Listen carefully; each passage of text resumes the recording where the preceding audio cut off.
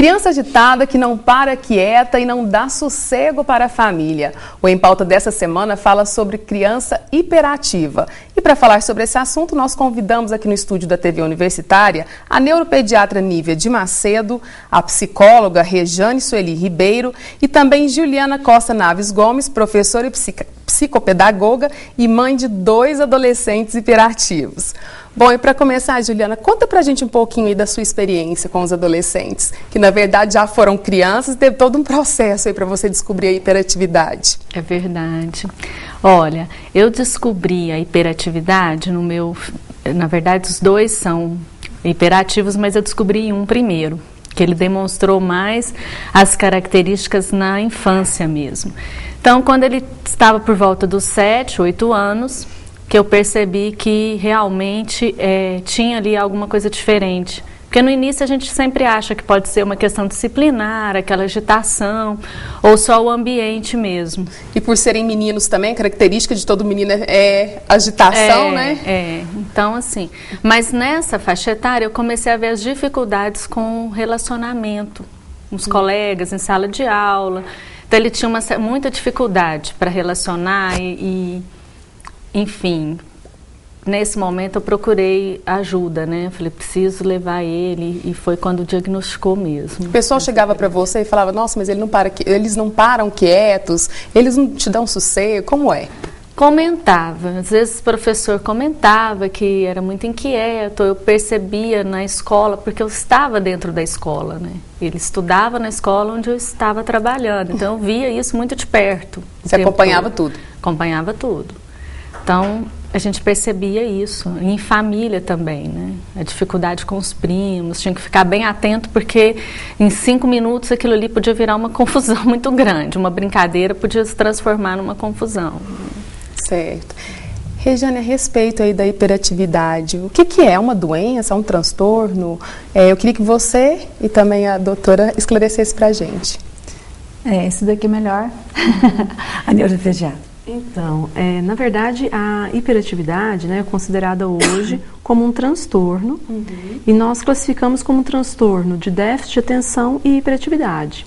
Então, a mesma origem, né, ocasionando manifestações neurológicas de desatenção, de agitação e de impulsividade. Algumas pessoas têm só a desatenção, outras têm só a hiperatividade e impulsividade, e pode haver a forma da combinação dos dois. É interessante saber, assim, que é de origem genética, né? Então, no caso, as 2 crianças, né, hoje adolescentes, são irmãos e gêmeos, mas que, embora tenha a principal causa genética, as manifestações também são variadas, mesmo dentro da mesma família. Por exemplo, né, na situação dos gêmeos, a intensidade de sintoma é diferente, né? E os sintomas são evidentes? Tem como a mãe diagnosticar, olhar e falar assim, ai, meu filho está com alguma coisa, algum probleminha aí que eu preciso ir ao médico, ir ao psicólogo? Sim, porque assim, é natural que as crianças de 2, 3 anos de idade sejam mais agitadas. Elas ainda não desenvolveram o mecanismo de freio, né? Então, é natural que elas sejam mais impulsivas, mais agitadas, mas para quem tem o transtorno, fica evidente que é uma agitação acima do esperado, acima do normal. Atrapalhando as questões assim de convivência, de relacionamento e até mesmo explorar os brinquedos, os objetos. Eles começam numa brincadeira, passam para outra, né? Então fica assim bem nítido. E às vezes, naqueles que têm sintoma mais intenso, interfere inclusive nos hábitos da família. Às vezes a mãe fala, não, eu evito de viajar nas férias, porque eu não vou descansar. Eu sei que vai me dar muito mais trabalho. Eu evito de ir num restaurante, numa churrascaria, ou até mesmo numa festa, quando essa intensidade é maior. Então é possível perceber, comparando, né, com as crianças da mesma faixa etária, que há um prejuízo. Aquela que é só agitada, sem prejuízo, pode ser uma característica de personalidade, pode ser que a família também é um pouco, né, tem aquela dinâmica um pouco mais agitada, mas o prejuízo é que é o fator hoje marcante.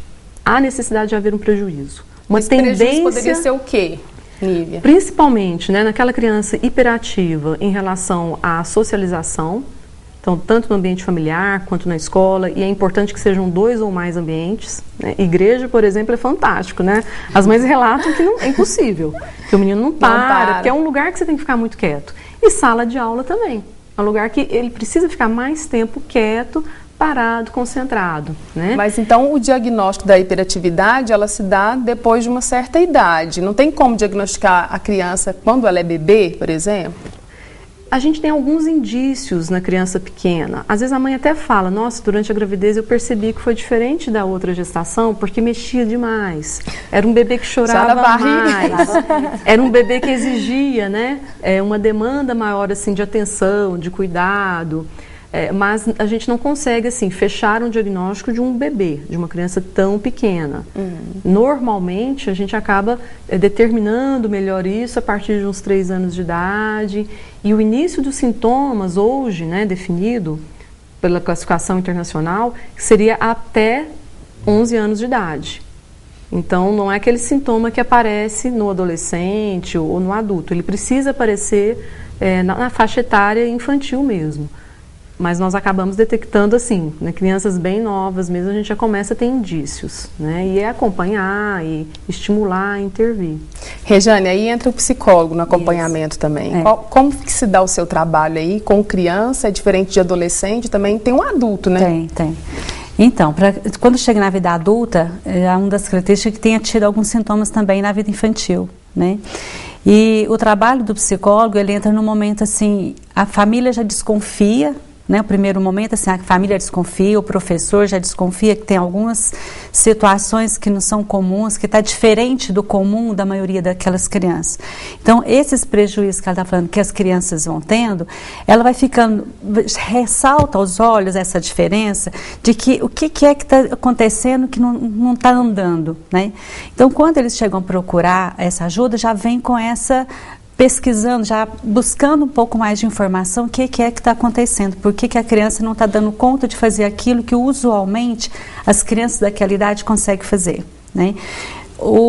Quando é da escola, aparece um tanto na escola, porque na nossa situação acadêmica é esperado que a criança consiga sentar e ler, escrever, ter um certo tempo de concentração para a aprendizagem acontecer, para ela reter essas informações e essa aprendizagem, né, ela obter esse conhecimento.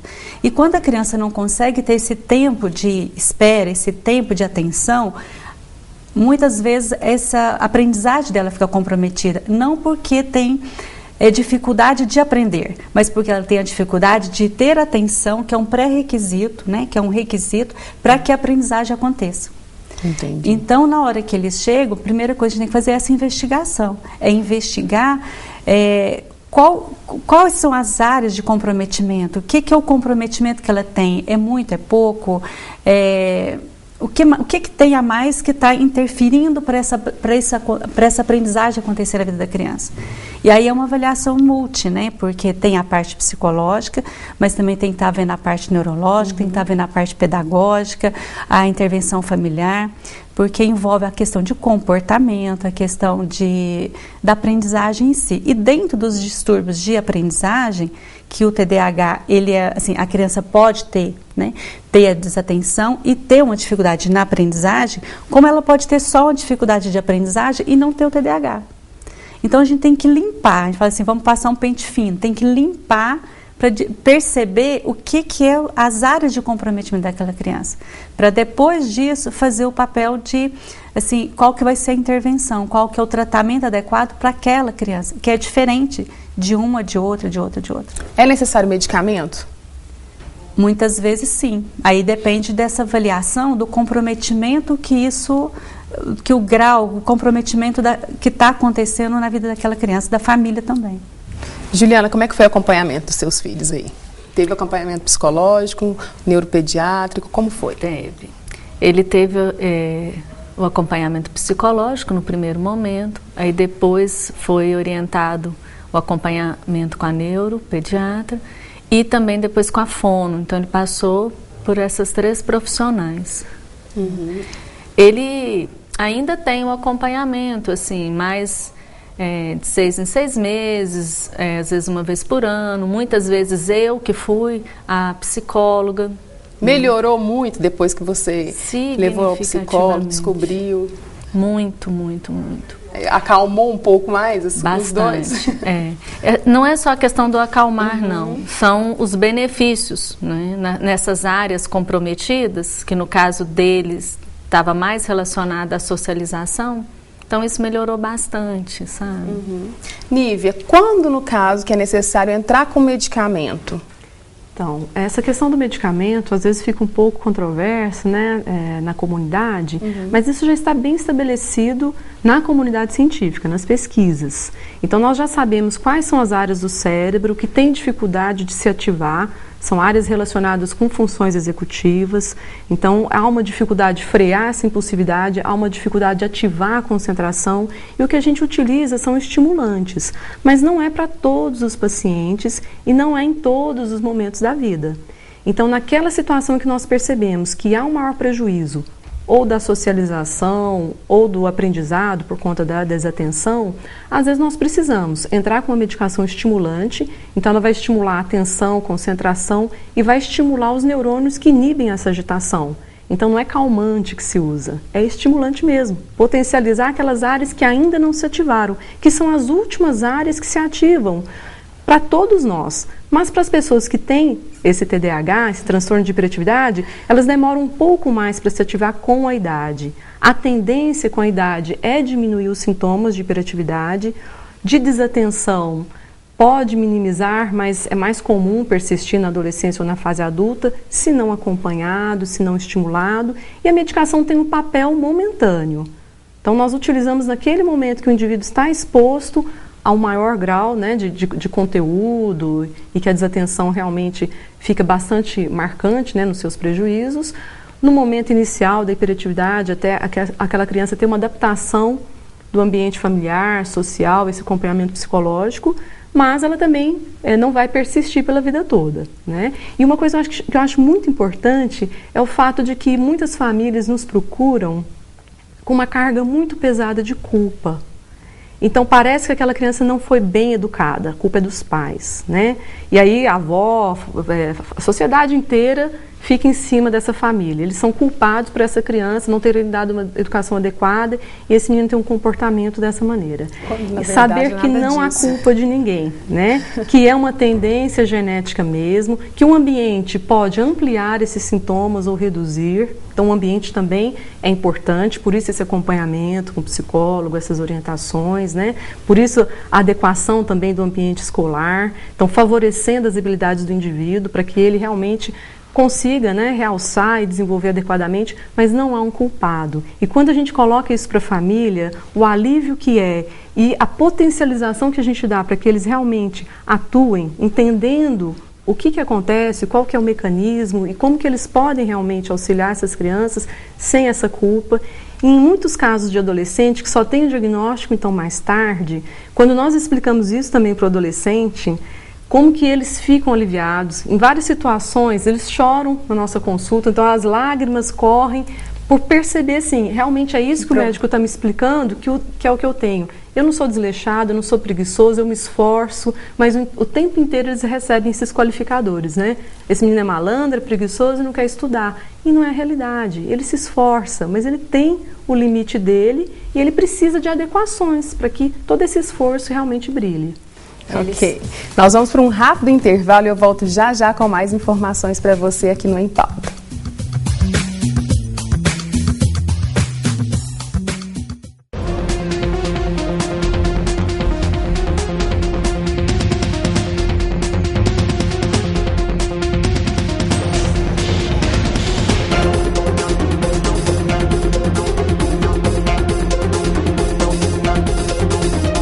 As leis de trânsito vigoram também nos campi da UFO. Obedeça e respeite.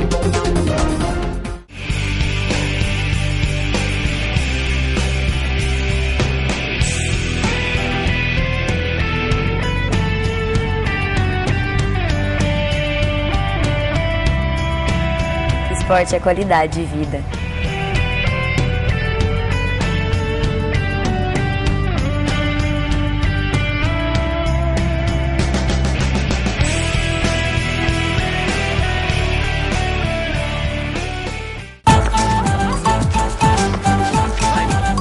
Combinar?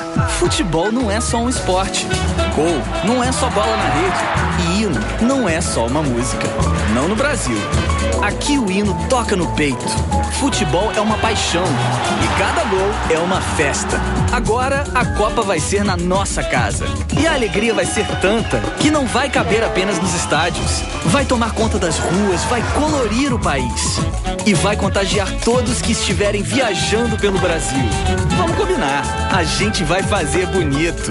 Porque somos 200 milhões de brasileiros jogando juntos. Estamos vivendo um Brasil mais forte juntos. E vamos comemorar juntos também em cada canto do país. Porque somos um povo que recebe todo mundo de braços abertos. Aproveite esse momento e viaje pelo Brasil. A alegria vai rolar por todo o país. Mais do que o país do futebol, somos a pátria de chuteiras.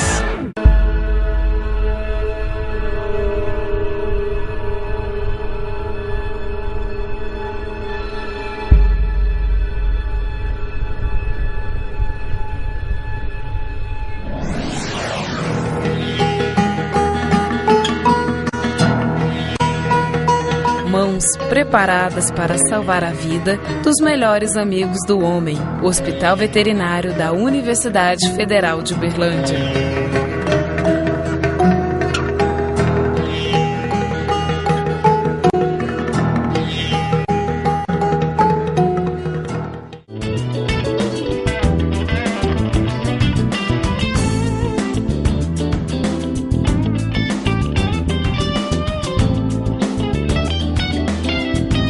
Arte é conhecimento, é construção, expressão. Museu Universitário de Arte, Praça Cícero Macedo, 309, bairro Fundinho.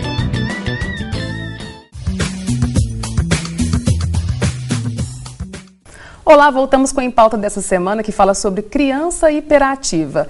Juliana, você que é mãe de 2 adolescentes, conta pra gente aí. Teve a questão da culpa, de pensar no comportamento da criança, por que ela tá agindo daquele jeito, como foi? Teve sim. Primeiro, assim, um momento marcante foi no momento que eu descobri que tinha que procurar uma psicóloga. Então a gente se sente culpado, eu não consegui, eu falhei como mãe, por que o meu filho? E foi um dos momentos que eu tive mais dificuldade para enfrentar e sentir essa culpa muito forte dentro de mim. Quando você chegou nessa questão de que teria que procurar ajuda, foi porque amigos te falaram, familiares chegaram em você, ou não, você mesmo, assim, eu preciso de uma ajuda, de um acompanhamento, que eu não dou conta? Na verdade, eu cheguei a essa conclusão, eu percebi. Já tinha escutado, sim, de amigos, de familiares, mas eu vi que não... Eu estava dentro da área educacional, então eu vi ali também as diferenças, pude fazer esse comparativo em mais de um ambiente. Entendi. Aí você chegou a procurar o psicólogo, a primeira sessão, foi um alívio para você? Como é que foi? Não foi não. A primeira sessão não foi alívio não, mas...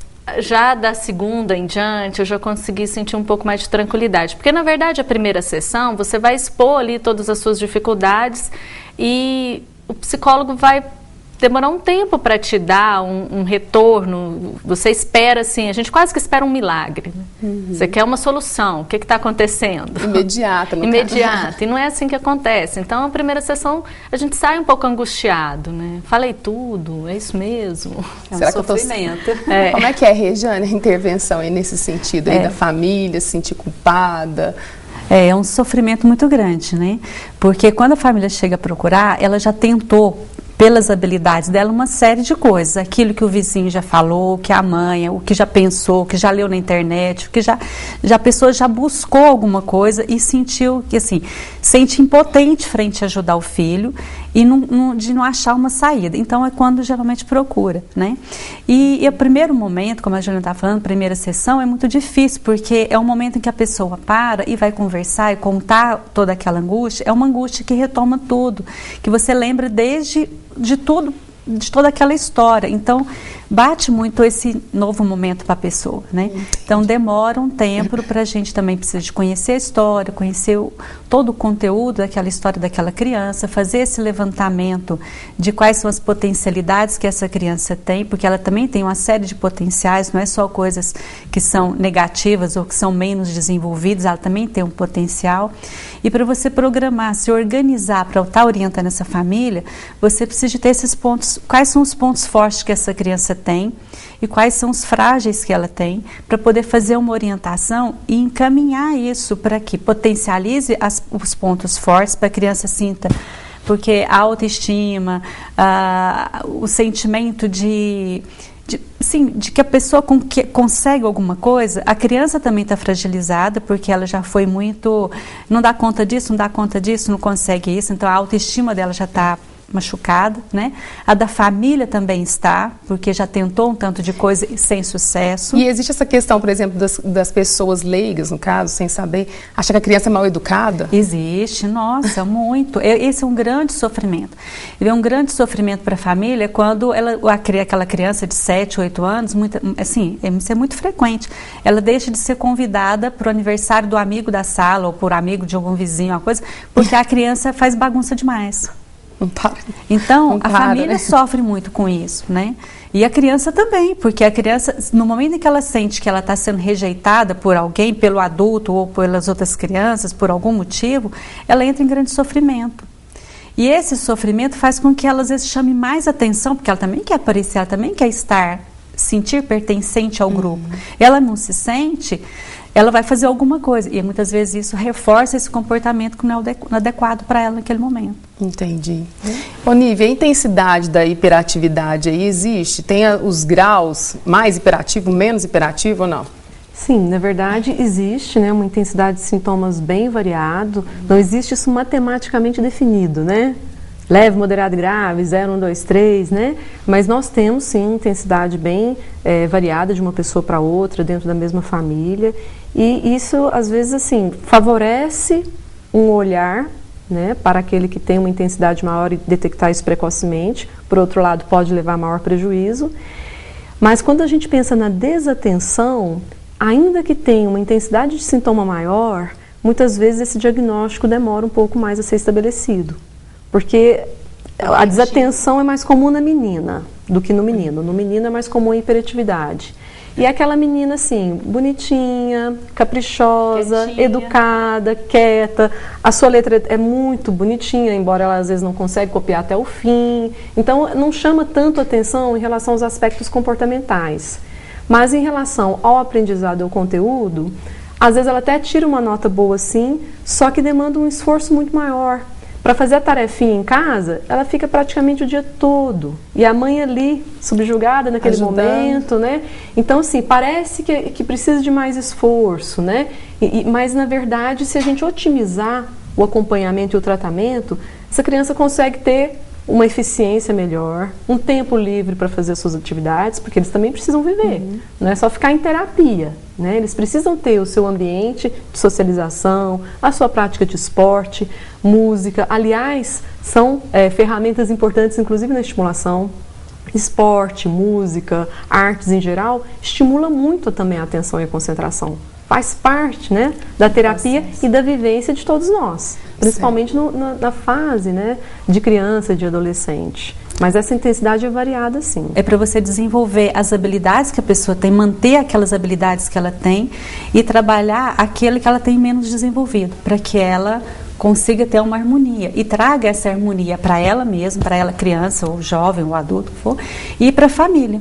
Porque a gente tem que pensar que uma criança dessa, assim, às vezes na família, os irmãos, como ela consome muito tempo do pai, da mãe, ou desse cuidador, o irmão, né, que às vezes não tem, também fica com prejuízo e começa às vezes brigas, uma série de confusão por conta disso. Então, o tempo precisa ser distribuído de uma tal maneira, a família precisa ter uma ciência de uma tal maneira do que precisa ser feito para ajudar essa criança, sem se esquecer dela mesma. Se for a mãe, sem se esquecer dela, sem se esquecer dos outros filhos, entendeu? Para realmente harmonizar isso e ter um desenvolvimento melhor. Considerações finais aí para quem tem filhos hiperativos, como no caso da Juliana. Juliana, é recorrer a acompanhamento médico, né, Juliana? Dá muito apoio. Elas são crianças muito capazes. Então, assim, muito apoio, assistência. Rejane? Favorecer, assim, muito amor, carinho, né? Paciência e persistência. E você, Nívia? Procurar informações, procurar bons profissionais que acompanham, que esclareçam, né? Dialogar bastante com esses profissionais e compreender que é uma criança, é um adolescente que precisa de todo cuidado, de todo amor, de toda atenção, não se sentir culpado e saber que é possível sim estimular esses indivíduos, que eles têm grandes capacidades, grande potencial, podem brilhar. Eu brinco muito assim no consultório, né, com as famílias, de que antigamente o melhor aluno era aquele que sentava na frente, que copiava tudo, anotava tudo e tirava a melhor nota. E o melhor profissional é aquele que fazia tudo que o patrão mandava. Hoje, o melhor profissional, ele chega para o patrão e fala assim, não, peraí, vamos fazer diferente. Ele vem com uma ideia nova, com algo que ele criou e essa empresa vai disparar, alavancar na frente das outras. Então, essas crianças, elas têm uma capacidade de criação muito grande, elas são muito criativas. E é isso que nós temos que explorar. As pessoas não têm que fazer as coisas uma igual à outra. E potencializar esse poder de criatividade vai fazer com que eles sejam esses profissionais que a nossa sociedade hoje exige, né? Porque a gente realmente precisa cada vez de mais novidades, né? Tanto no campo econômico, né? Social, quanto até nas nossas relações. Então, são pessoas que têm muito a nos trazer se nós soubermos olhar para elas. E não tem nada de errado, né, gente? Obrigada pela participação de vocês, obrigada pela sua audiência. O Em Pauta termina aqui, eu entro em férias e volto em março. Até lá!